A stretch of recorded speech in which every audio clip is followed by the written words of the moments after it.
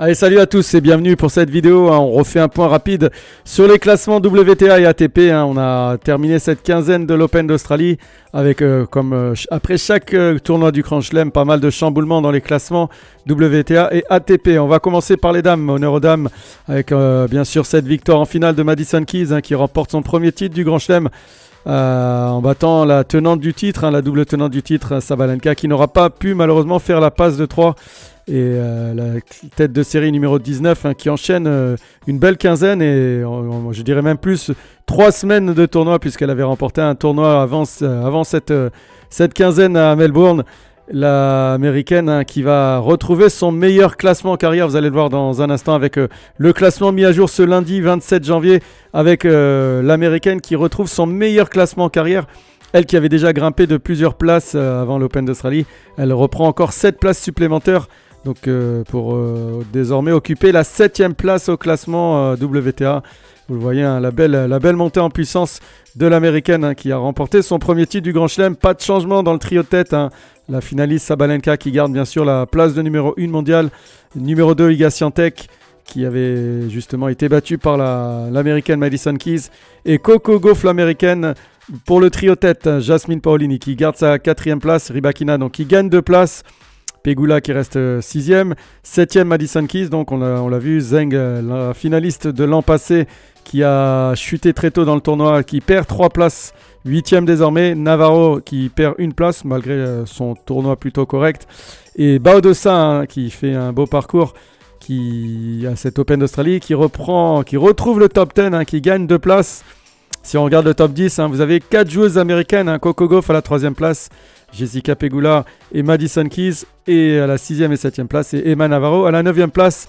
Et si on va un peu plus loin, de la 11e à la 20e place, vous avez également Danielle Collins, un 12e, donc un tiers groupé des joueuses américaines, le tennis américain qui qui renaît de ses cendres avec pas mal de joueuses classées de la 3e à la 12e place. On a, vous le voyez, 5 joueuses, donc c'est pas mal pour le tennis américain. 11e place, Kasatkina qui perd 1 place, pas de changement pour Schneider.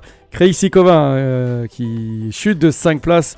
Mirandreva qui a fait un parcours plutôt honorable qui reste à cette 15e place.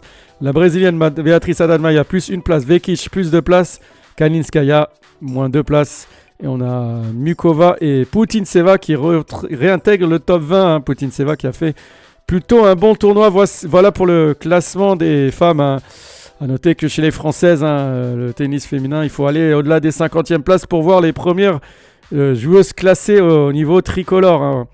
Voilà pour les femmes. On va refaire rapidement le point sur les hommes. Les hommes qui ont une nouvelle finale remportée par le tenant du titre, Yannick Sinner, qui récidive cette année avec un nouveau titre face au malheureux Zverev qui enchaîne une 3e défaite en Grand Chelem en 3 finales jouées, 3 finales perdues, à l'inverse de son adversaire. 3 finales jouées, 3 finales gagnées.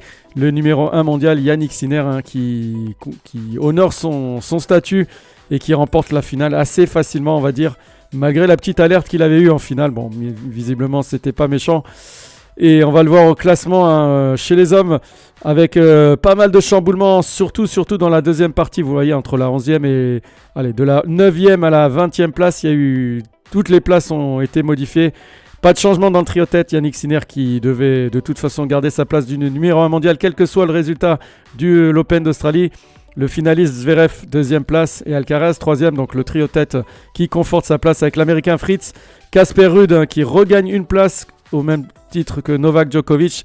Tout ça dépend de Medvedev qui dégringole de 2 places à la 7e place. Pas de changement pour 2000 en hauteur d'un bon parcours ici à Melbourne. 8e l'Australien et l'Américain Paul également en hauteur d'un bon parcours. 2e. Donc vous le voyez, à partir de la 9e à la 20e place, il y a énormément de changements.